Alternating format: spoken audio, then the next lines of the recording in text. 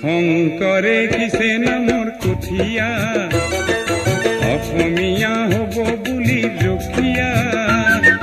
পিছে দেখো শংকৰৰ মহিমা আজিৰ অসমীয়াই একো নুবুজা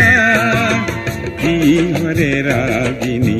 পালা অসমীয়া কি হৰে ৰাগিনী পালা কি হৰে ৰাগিনী পালা অসমীয়া কি হৰে ৰাগিনী পালা